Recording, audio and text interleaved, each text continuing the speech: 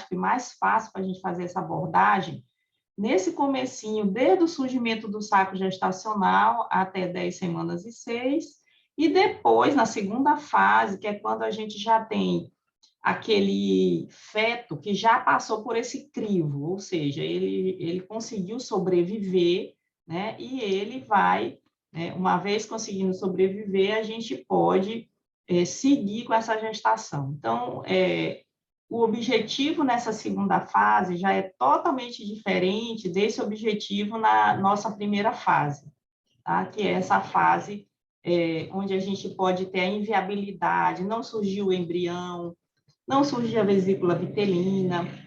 Aqui não, aqui eu já tenho um embrião vivo, é um embrião grande, na verdade já é feto, porque a partir de 9 semanas nós vamos chamar de feto.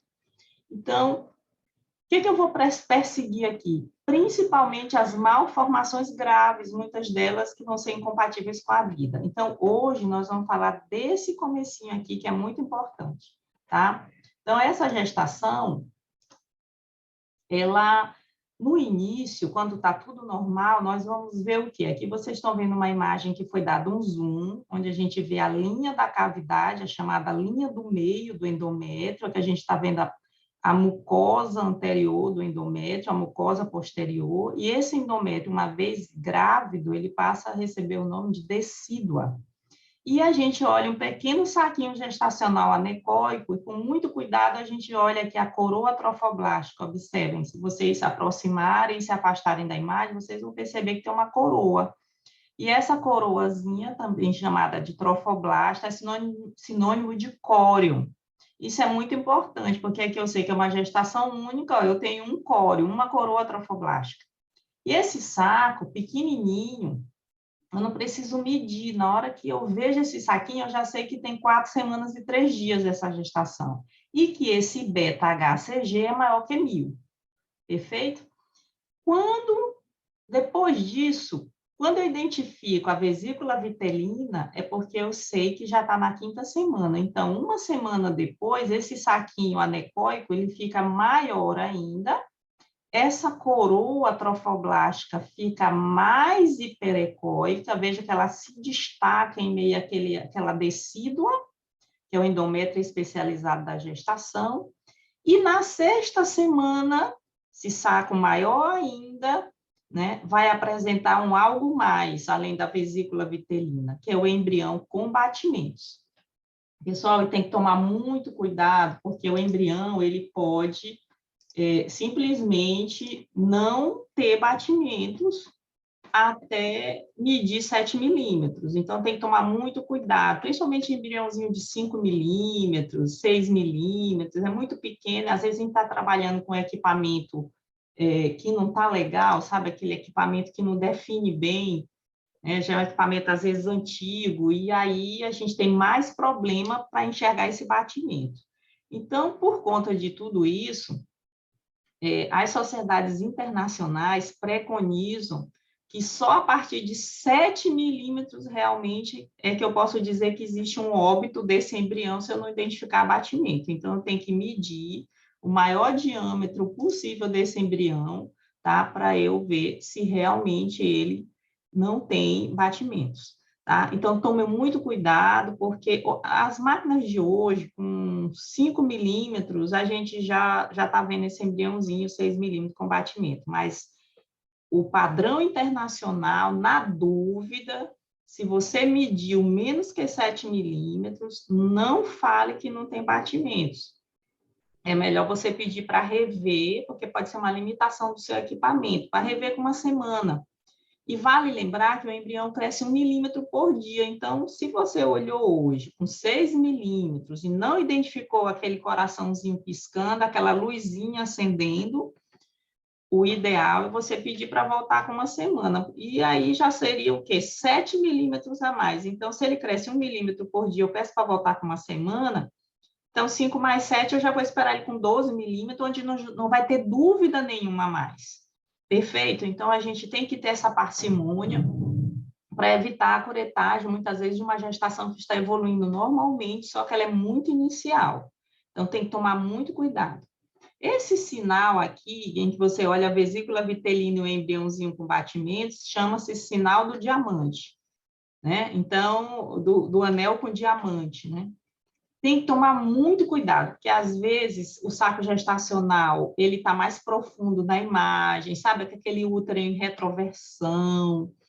Tecnicamente, a gente não consegue mexer na frequência do transdutor e diminuir essa frequência para ganhar mais penetração. A gente também esquece de mexer na máquina, e isso faz com que a gente acabe errando. Então, para prevenir esse erro, sempre espere mais um pouquinho, deixa ele ficar maiorzinho. De 7 milímetros em diante, se ele não tiver batimento, aí ele não vai ter nunca mais. É uma gestação inviável. Ela não vai evoluir, tá? É um critério de inviabilidade. E que mais a gente vai ter daí para frente? Depois que surge o embriãozinho, ele só vai crescer. Veja aqui um embriãozinho, comprimento cabeça nádega, o cordão, vejo que o saco está maior. Então, a tendência desse embrião é só crescer daí para frente, né? Vejo com 7 semanas, com 8 semanas, e aí cada vez mais a gente vai ter essa facilidade de fazer o CCN. Lembrando que a medida vai ficar mais tranquila quando eles começam a ter 9 semanas por via abdominal. Aqui, todas essas imagens foram conseguidas via vaginal, mas a via abdominal, já com 9 semanas, com esses equipamentos que a gente tem hoje, já consegue mostrar esse CCN bem. Porque, às vezes, não é nada fácil fazer o exame via vaginal, porque ele não fica numa posição sagital mediana, como a gente está vendo aqui, que é o ideal para fazer o CCN. E a gente, às vezes, tem dificuldade. Então, aqui com 7, com 8, com 9, com 10, vejo a herniação fisiológica, quando o intestino do fetinho cresce na base do cordão. Em seguida, esse fetinho, né, ele vai realmente entrar naquela segunda fase de 12 semanas. Mas, assim, qual a importância desse exame? O que que vocês têm que lembrar? Então, primeira coisa, qual é a idade gestacional? Confere pela DUM, geralmente a mãe vai lembrar, e se ela não lembrar, você está fazendo no melhor período possível, com a menor margem de erro. Ok, a minha primeira pergunta que eu tenho que responder nesse exame, via vaginal, é se a gravidez está dentro do útero, se ela é intrauterina, ou se ela não está. Então, se aparecer essa primeira imagem, que eu já olhar o saquinho gestacional com vesícula vitelina, ó, vejo que aqui eu não estou vendo o embrião. Então, eu já sei que aqui deve ser 5ª semana, porque o embrião só vai aparecer na 6ª. E daí eu já sei que é uma gestação inicial. E eu posso, inclusive, fazer o diâmetro do saquinho, porque ainda não tem embrião, para eu datar usando aquela biometria que tem lá no equipamento, que tem diâmetro médio do saco gestacional. Mas eu já sei, pela presença da vesícula vitelina, que é uma gestação de 5 semanas, que é tópica, está dentro do útero, e que, principalmente, ela é embrionada, porque tem vesícula vitelina, é sinal de que daqui a 1 semana eu vou esperar o embrião. Perfeito. Então, eu já respondi a primeira coisa, ela é tópica. Mas e se eu não achar essa gestação aqui? Aí eu tenho que tomar muito cuidado. A primeira coisa, mamãe, tu tem um beta-HCG? Porque se ela não tiver, se ela tiver só com atraso, mas não souber essa data, é uma mãe que às vezes está perdida, diz que estava com falha menstrual nos últimos 3 meses, eu não posso confiar nela. Eu tenho que fazer essa checagem com muito critério. Porque, veja bem, se ela já estiver grávida, por exemplo, ela me apresentar um teste qualitativo, aquele teste que só diz se é positivo ou negativo, não fala da quantidade. Não confie nele. Você precisa de um quantitativo, porque se tiver acima de 1.000, considerando aquele teste mais sensível, né? Porque, infelizmente, ainda tem uns laboratórios usando um teste menos sensível, que é 2.000. Cobra o exame mais barato, compra um kit mais simples, a paciente vai atrás do mais barato, aí ela compra esse teste que é menos sensível, que aí tem que esperar o beta de 2.000. Então, qual vai ser a sua? Você tem que estar preparado para as 2 situações. Então, ela faz esse beta, aí o beta vem acima de 1.000. Se eu não achei intraútero, eu tenho que botar o pé no freio, porque pode ser uma gravidez ectópica.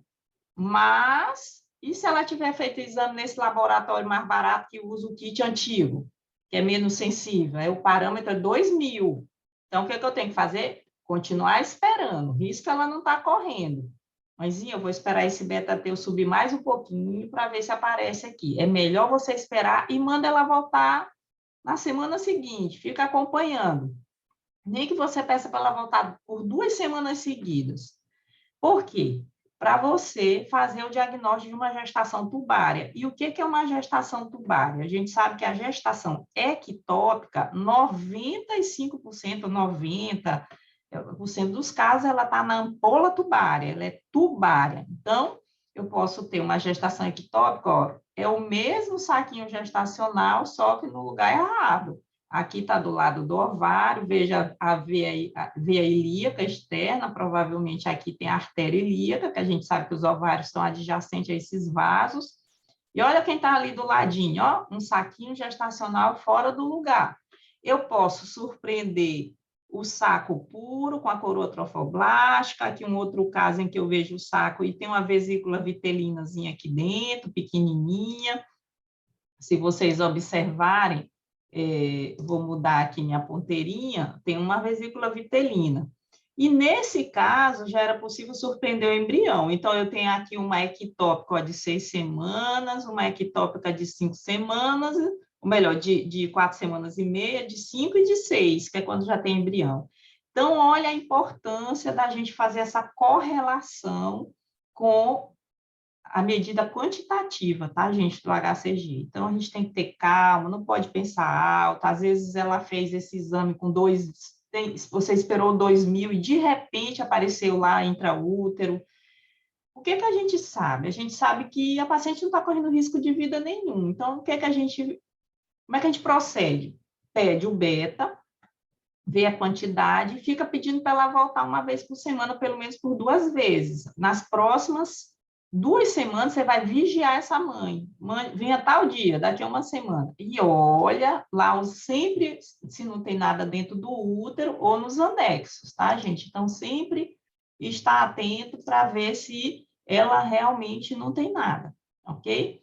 Então, muita parcimônia para não fazer besteira, tá? Bom, outra função muito importante desse exame é avaliar o número de conceptos. Vejam que aí são situações de gestação gemelares. Observem que já no iniciozinho, ainda com 4 semanas e 3 dias, a gente pode identificar 2 saquinhos gestacionais, eles vão crescer, ó, eles vão se aproximando à medida que eles vão crescendo, porque aqui já tem embrião, tá? Então, como eu havia dito para vocês, que é um conceito importante da gente ter essa coroa trofoblasta, esse aqui é o trofoblasto, né? Que é através da sua camada mais externa, que é o sincício trofoblasta, ele vai invadir esse endométrio e mergulhar, né? Em algumas pacientes, inclusive, vai dar aquele sangramentozinho de implantação. Então, eu vou contar, porque eu sei que trofoblasta é sinônimo de córeo, né? Eu sei que a parte fetal futuramente da placenta é o córeo, né? O córeo frondoso. Então, se eu tenho 2 saquinhos, ela é dicoriônica. Vejam que aqui é diferente, aqui eu só tenho um saquinho, então ela é monocoriônica, mas eu estou vendo 2 vesículas vitelinas, então eu já sei que ela é uma monocoriônica, mas ainda não dá para eu dizer se tem membrana amniótica divisória, porque eu não estou vendo, porque ela é muito pequenininha, só tem 5 semanas. Qual vai ser? O que eu tenho que fazer? Pedir para a paciente voltar daqui a 2 semanas, porque aí eu vou já identificar se tem membrana amniótica divisória. Então, eu já sei que ela é mono. E aí, depois eu vejo se ela é monocoriônica diamniótica ou se ela é mono-mono, que é mais rara. Mais comum é que ela seja monocoriônica diamniótica, mas eu ainda não vejo a membrana. Então, nesse início de gestação, fica a mensagem que a gente tem que ter muito cuidado de não ter pressa. Então, nós vimos avaliar se ela é tópica, avaliar a quantidade de quantos sacos gestacionais tem lá dentro. E em relação à corionicidade, é super importante, a corionicidade e a amniocidade, que é uma aula que eu ainda vou dar para vocês, que é a aula de gemelar. Outra importância do exame do primeiro trimestre, datar a gestação com uma pequena margem de erro de 3 dias. Então, nesse comecinho, até mais ou menos 10 semanas, é muito bom, pessoal, porque o erro do ultrassom é só de 3 dias, no máximo 3, 4 dias. Então, quando a mãe tem a DUM em mente, eu já anoto lá no equipamento, ó, pela DUM dando 6 em um dia. Eu vou fazer medida do meu CCN e encaixar na DUM da mãe, ó.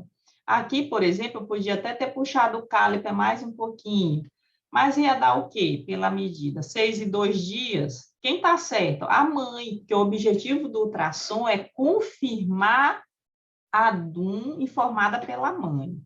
Confirmar a idade determinada pela DUM informada pela mãe. É muito importante perguntar para ela quando foi a data do primeiro dia da última vez que a senhora menstruou. Não perguntem quando foi a data da sua última menstruação, porque elas falam o último dia. Mude a pergunta. Quando foi, dona fulana, o primeiro dia da última vez que a senhora menstruou? Aí ela vai dar a data correta. Por quê? Porque às vezes o fluido vai durar 5 dias, e 5 dias é um erro enorme nessa fase da gestação, quando ela manda para a gente. E o papel do ultrassom é sempre confirmar a mãe. Nós só vamos dizer que a mãe está errada e anotar a data que deu no ultrassom se tiver uma diferença de 7 dias ou mais. Qualquer diferença abaixo de 7 dias, vocês têm que anotar a DUM da mãe e tem que ir para o laudo assim. Gestação tópica de 6 semanas e 1 dia, compatível com a DUM. Porque isso daí é que determina a idade. A idade vai ser essa, ela pode fazer 10 ultrassonografias na gestação. A idade é essa e acabou. As próximas ultrassonografias serão apenas para ver se o feto está desenvolvendo normal, se não tem nenhuma malformação, entrando pelo terceiro trimestre a partir de 27 semanas, se ele está crescendo normal, se ele é AIG, se ele é PIG, se ele é GIG, se ele tem restrição de crescimento, ok? Aquelas medidas que o aparelho vai dar não servem mais para dar idade. Não serve. É claro que nós estamos falando aqui de um cenário ideal, né? Porque a gente sabe que tem muita gestante que vai chegar para a gente depois, que não sabia que estava grávida, aquela história toda, nunca fiz um ultrassom, que a gente vai se valer de quê? Do DBP, se for menos, DBP e CC, se for menos de 27 semanas, e a partir de 27 a gente vai se valer do fêmur para tentar achar aquela idade gestacional, ok? É assim que a gente vai trabalhar. Porque o fetinho, né, a gestação, o nosso conceito, ele não vai mudar de idade. A idade é igual a gente, a vida intrauterina dele é igual à vida extrauterina. Ninguém muda a data do aniversário, ninguém muda a idade só porque ficou mais gordinho, mais magrinho. Não, continua com a mesma idade. E o embriãozinho, a mesma coisa, o fetinho também, certo? Bom, medidas adicionais. Quando a gente está vendo CCN, está vendo embriãozinho, né, não precisa a gente fazer nada adicionalmente. Por exemplo, precisa medir o diâmetro médio do saco gestacional, como a gente está vendo aqui, longitudinal, AP e transverso? Não precisa. Precisa medir a vesícula vitelina? Também não. Você dá uma olhadinha, ela mede mais ou menos entre 4 e 6. Se ela estiver bem, quando é que você vai medir a vesícula vitelina? Se ela estiver menor que 3, né? Ou maior de 7 ou mais, né? Então, se ela estiver medindo de 4 a 6, ela está normal. E isso a gente olha rapidinho, porque a gente se habitua a olhar a vesícula, esse anelzinho, e a gente não vai errar. Quando ela está estranha, a gente já vai perceber, tá? Bom, e à medida que ele vai crescendo, ó, então aquela margem de erro que era de 3, agora é de 4 dias, né?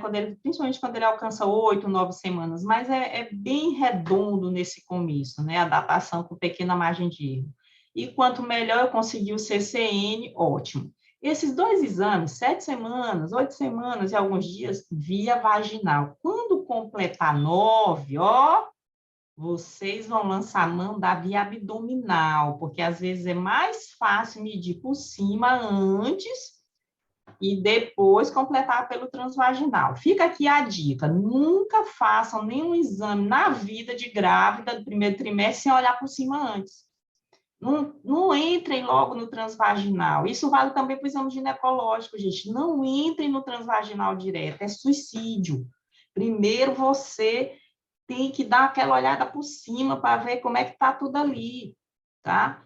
Então, você olha, vê esse fetinho, já dá para medir, eu já meço logo aqui por cima, porque é mais fácil medir por cima, prendendo ele no transdutor, do que fazer transvaginal, que eu falo que exame transvaginal é voar de asa delta. Você tem que ficar se equilibrando, não tem apoio, tá? Então, olha por cima, que é mais tranquilo, porque você muitas vezes não vai ver com aquela nitidez, ou aqui com zoom, é claro que não tem a nitidez de um transvaginal, mas para o que eu quero, que é ver o CCN, resolveu.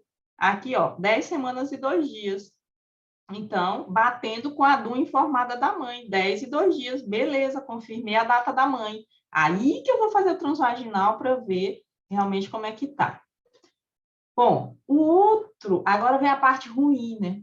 Quando a gente olha aquilo ali, beleza, datei certo, maravilha, está evoluindo normal. O problema é quando a gente encontra essas situações estranhas. Você diz, isso aqui não está legal. São os chamados sinais de mau prognóstico, né? Onde há um risco de abortamento. Então, eu olho aquele saquinho muito pequeno que não está crescendo, o embriãozinho parece assim enclausurado, ele está aprisionado aqui dentro. Por quê? Nós acabamos de olhar imagens que o saco ele fica muito folgado com o embrião dentro. Ou então eu encontro esse sacão que não tem nada dentro, nem vesícula vitelina, nem embrião.